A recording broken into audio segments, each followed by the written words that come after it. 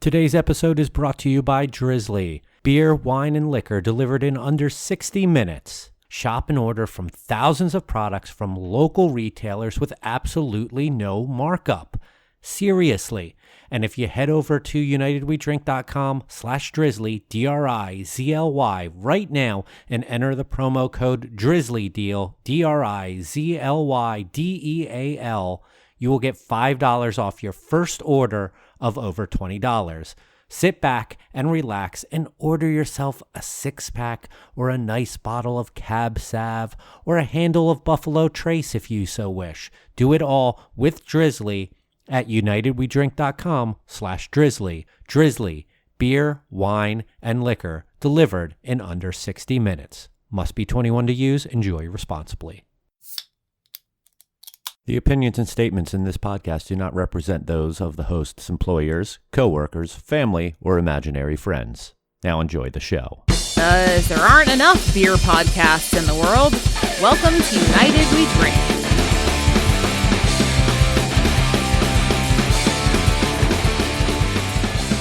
Hello, everyone, and welcome back to a brand new mini episode of United We Drink right here on unitedwedrink.com.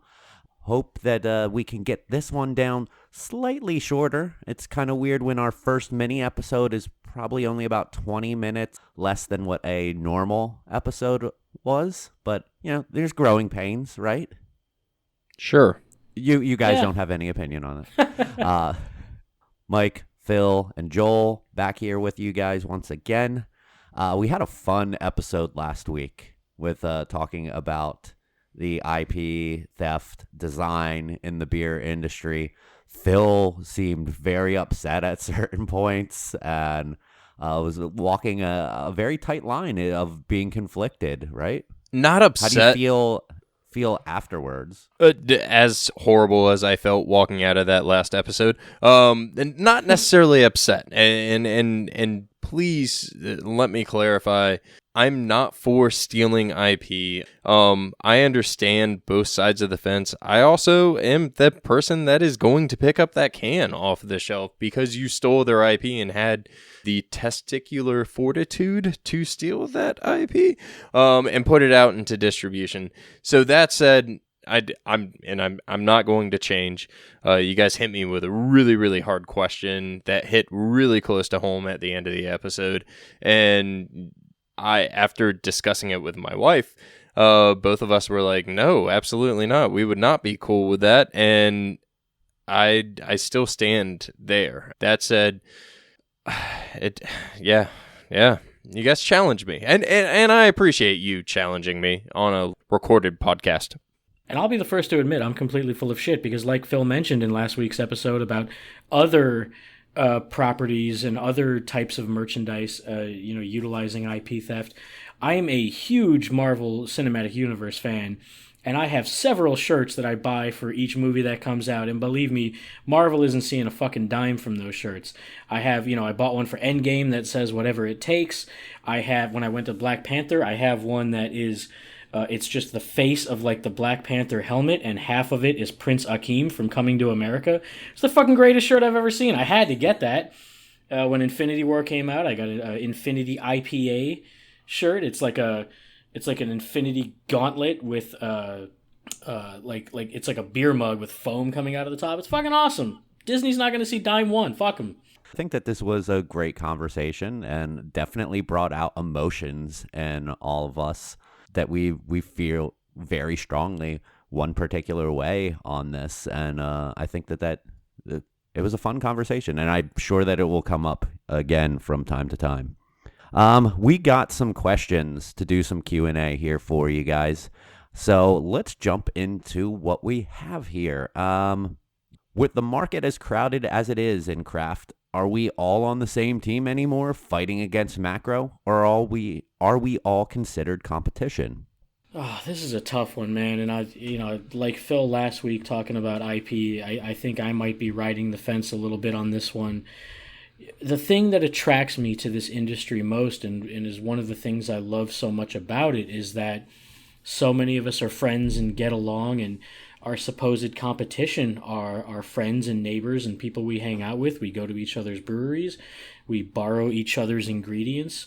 I would not have been able to do certain things at the brewery I'm at right now if someone hadn't loaned me a hydrometer or a pH meter when mine broke, or I've loaned people bags of grain or whatever. Like, it's great that we can get along like that. And when I do tours at the brewery, it's amazing how, for involved in the industry as we are and how much we know all this inside shit, so much of the public just don't understand how it works and how we can do stuff like that. And I always tell them, the great thing about the industry is, like McDonald's cannot go to Burger King and say, hey, we ran out of pickles, can I borrow a jar of pickles?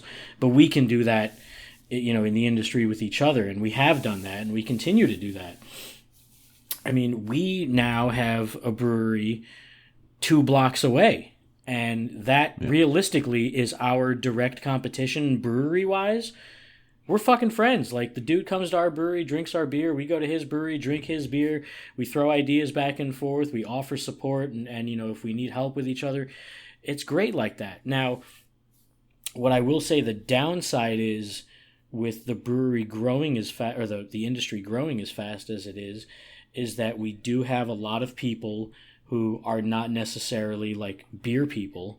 And what I've always said is, the best thing and the worst thing about the industry is that everybody's welcome and anyone can do it. Because like right now we have a lot of people who seem to be getting into the industry for the wrong reasons, seeing some sort of hot trend that they can jump into. And it's like, oh, I have money, we can open a brewery. How hard could that be? And we've seen people come into the business as outsiders who immediately start pissing people off and ripping off ideas from other breweries around town, or stealing their entire taproom design. We've seen all sorts of stuff like that. So, and as we're growing, as we've said many times on this podcast, there's over 7,000 breweries now, and if you count the ones in planning, it's over 10,000. The experienced help, or the experienced employees are not growing at the same rate. The places you can put the beer is not growing at the same rate.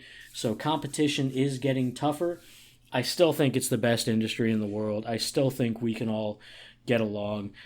The more it grows, the more personalities you're going to see coming into it that are different and outside the box and doing things a little bit differently or untraditional or whatever you want to call it. And it rubs some people the wrong way and other people roll with it. I don't know. I think we are competition, but I think if you're not a douche and you understand that it's all of us against macro and it's all of us against wine and spirits, I think there's plenty of room to still get along. Yeah, I mean, listen, at the end of the day, we're a 13.2% share right now versus national beer when you look at sales. And I'm going to take the sales approach here. Are we all one team, still fighting the good fight, still pushing against the bad guy, which is big beer? And I use air quotes on the bad guy. Man, at a 13.2% share, yeah, I think we're all still fighting the same team, right? That said, I think the lines are getting blurred pretty quickly when you look at who's on one side versus the other side. I can tell you my perspective on it, which is I love this industry. I love the people in this industry. I don't care if you're on big beer or little beer or indifferent or seltzer, for that matter, just simply because I think we all have a genuine outlook on where we want to go and how we want to get there.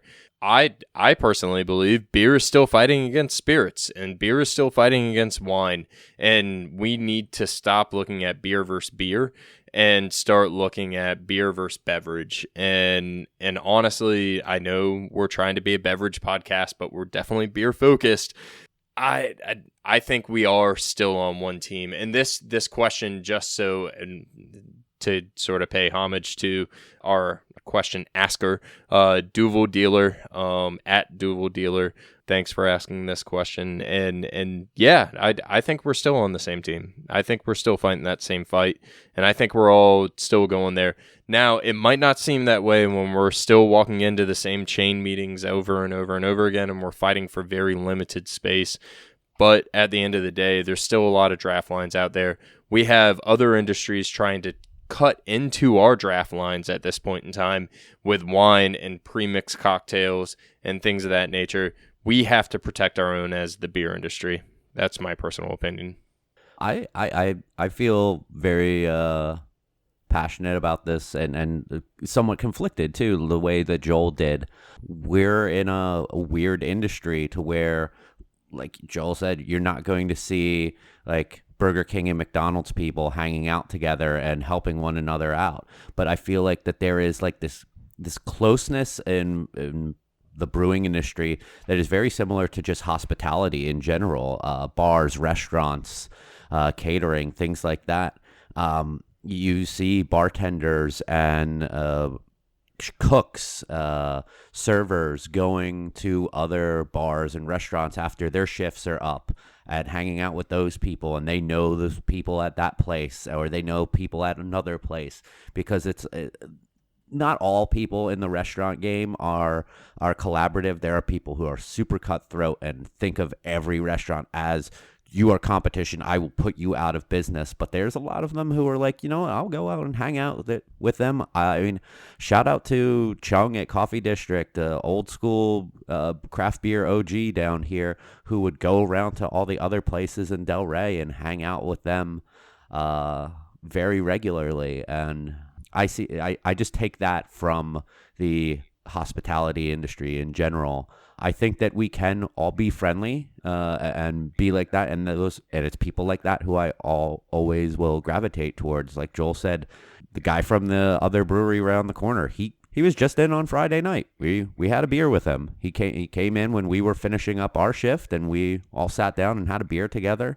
And invited us to his place to drink beers from another brewery. Yeah. It's stuff like that I do truly love about this industry that makes it so unique. But yeah, at the end of the day, yes, we are competition. And I'd like to think that if it came down to it, like, you're going to fight for your brand in situations where you need to, and maybe you need to take the gloves off a little bit. And hopefully no feelings are truly hurt, and no one does hurt someone else's brand in the whole scheme of things. But I just do love the fact that we can all still, for the most part, get together with other brewery people and have a good time. I agree on that one. And shout out to Chung. Shout out to Chung. He gives the best hugs. There's some good hug people in this industry. And our last question for this Q&A: retaining sales reps and brewers, what do you believe is the best practice? I'm gonna go back to what I said on my last call from the last episode and bring that in a little bit. And let's get paid. Pay your people well. I'm not saying that money makes the whole world go round, but it does help a little bit, especially in this industry that has such a piss poor reputation for paying people what they're worth. Know what your worth is and get compensate people for that.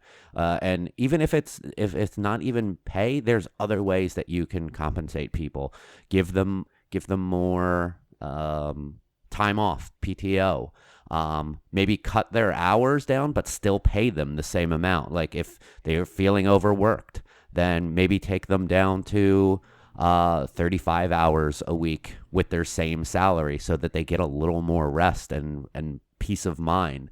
There's ownership options that can be put into things. There's a whole lot of other ways that you can compensate a person, even outside of just base pay, that can help really maintain a good relationship with your employees and keep them happy. Yeah, I would definitely disagree on the pay and the benefits and everything. I think it also goes beyond that, because I think it's important to support your people in their values, and hopefully you are fostering a good work-life balance and creating a culture in your brewery where everyone feels like they get along, everyone feels valued. Sometimes it's not just about money or benefits or vacation and all that shit. Sometimes it's just about feeling like you're in the right place. Do these people share my values? Do we feel the same way about the beer? If I kill myself making this beer, but it doesn't come out right and I feel like maybe it shouldn't go to shelf, will they support me on that? Or will they support me in my creative efforts? Do I have any creative freedom? And one thing I thought was really awesome the other day that I saw, John Laffler from Off Color Brewing had reposted a job posting from this brewery called The Civil Life, which I had not heard of. They are in St. Louis, Missouri. Louis. And their listing on Twitter reads, "We have a position open to join our brewing team. Benefits include health insurance. Civil Life pays monthly premium, 6 paid holidays, 2 weeks vacation, short-term disability, 3 paid sick days, 3% match after 1 year, and you get to brew beer with Dylan, who I assume that's their head brewer." You don't see a lot of that. If you peruse the Brewbound or Pro Brewer classifieds for job listings, you don't see a lot of benefits like that. And someone approached me a couple weeks ago looking to get into beer sales and didn't know whether to go with a large distributor or work directly for a brewery. And I sort of threw them some recommendations saying, look, maybe the large distributor is probably looking for a lot more experience than you have, but the pay and the benefits of a larger business like that may be a little bit better. Maybe the smaller brewery might not be able to offer you as much. It's very tricky in this business, and we see a lot of debates online about, paying people well, and people get really pissed off now when they see breweries like, yeah, come can beer with us, and we'll give you a 6-pack or something like that. Like, it's an unsafe business. You can get injured. There's gases and chemicals and lifting heavy things, and I've been injured every which way doing what I do. It's important to pay people and make sure they're taken care of, and brewing is kind of notorious for not paying a living wage in many cases. So it's important to take care of your people in all the different ways they can be taken care of. So Very good points, Joel. All right, so first of all, thank you to JHERRER4 for asking this question.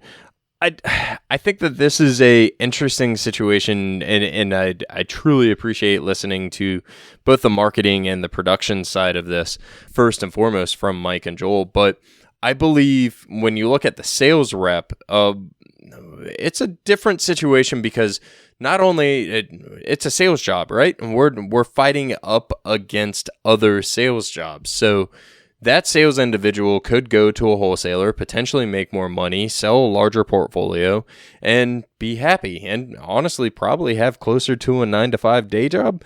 That said, I personally love working on the supplier side. It gives a little bit more freedom, and what I think actually helps retain the quality employees is giving them the freedom and ability to learn and better themselves through the long run. And I think that could transcend even to the brewer side, which is if you want to keep somebody in-house, train them, teach them up, get them ready for that next level. Maybe they're not necessarily interested in marketing. Maybe they want to do cellar work, or they want to brew beer, or they want to be on the street selling beer. And maybe the guy selling beer wants to be building business plans.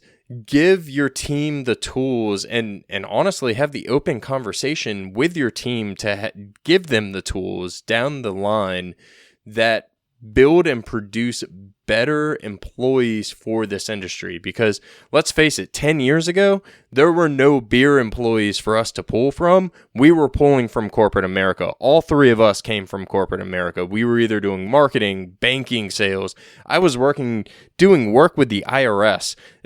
At some point in time, I'm not going to create a business anymore. I'm going to be marketing a business and going out and building a better sales team. And honestly, that is how we get better, and that is how you retain a team, and that is how you make your company better in the long run, in my opinion. Excellent points. I think all around. Really good question. Thanks again for that one. If you have a question for the show, send it over to us. You can use our contact form, unitedwedrink.com/contact. You can DM any of the social media accounts with your question, or even contact us directly. If you know any of us specifically, you follow any of us on social media, you can send us the questions there too. And we may read it and answer it on a future mini episode. We'll get ready to wrap things up here. It's now time for recommendations. Everyone gets to give a little recommendation of something that they think people should be consuming visually, audio-wise, food. I'll just start things off. The new season of Big Mouth is on Netflix. I haven't gotten through it all, and it's really good. I mean, there's so much talent in that show. So many funny people. I highly recommend that show. I just got back from Halloween Horror Nights, and if you have the ability to go to Halloween Horror Nights Orlando this year, I would highly recommend it. Amazing haunted houses, great interactive haunted houses, really like Ghostbusters personally, and welcome to the Halloween season. And I'd just like to say what's up to everybody down in Wynwood. I know Mike and I got to check out some of the breweries down there recently. Great hospitality from everybody at Wynwood Brewing, Concrete Beach Brewing, and Vasasaur. Let me tell you something. For as much stupid shit as people talk about, corporate ownership and everything, I had a blast at fucking all of these places. The Vasasaur had this coffee porter. It was only served in like a little flight glass. It was this coffee porter topped with flan foam. The craziest fucking thing I've ever had. Super delicious. I don't know how they do that, but I mean, this foam was thick, like almost like softened cream cheese. It was that thick, but just unreal. I don't know anybody that's doing stuff like that. I did enjoy a beer slushy over there. Like I said, I'm full of shit. Don't listen to any of the stuff I say on Twitter. Good times. I love the vibe down there. It's the whole area just has a life of its own. So I recommend anybody visiting South Florida to definitely check out that area if you want to go brewery hopping. Yeah, it was a good time. If you tuned into our last mini episode, you saw that we started a Spotify playlist. We have a Spotify account for United We Drink. Joel curated his own playlist with movie soundtrack tunes. You go to unitedwedrink.com/Spotify, and it will take you to our user account where you can follow the account. You can listen to the playlist. And with today's episode, we got a brand new playlist up there now from Phil. Phil, what can people expect from this playlist? A lot of indie hip-hop I'm going on this one. The next one I'm going to go probably more boy bandish, but you're going to see some Aesop Rock, you're going to see some Homeboy Sandman, you're going to see Doomtree, Sims, MF Doom, maybe some Bluebird out of Fort Lauderdale, Astronautilus out of Jacksonville, Minneapolis. I think he's now living in New York. A lot of indie hip-hop on this one. Awesome. So yeah, if you're a Spotify subscriber and you like listening to tunes on there and looking for new stuff, go subscribe and follow our playlists over there. Also, in the meantime, you can follow the show on all our social media accounts at United We Drink on Twitter, at United We Drink Pod on Instagram, like us on Facebook. You can listen to the show on our website, unitedwedrink.com, or, all those other great places where podcasts are at: Apple Podcasts, Spotify, Stitcher, Google Podcasts, iHeartRadio. Buy a shirt, buy a sticker, buy a button, support the show, unitedwedrink.com/store. For everyone, we'll see you next week for the brand new full episode where we'll be talking about safety. We'll see you then. Bye.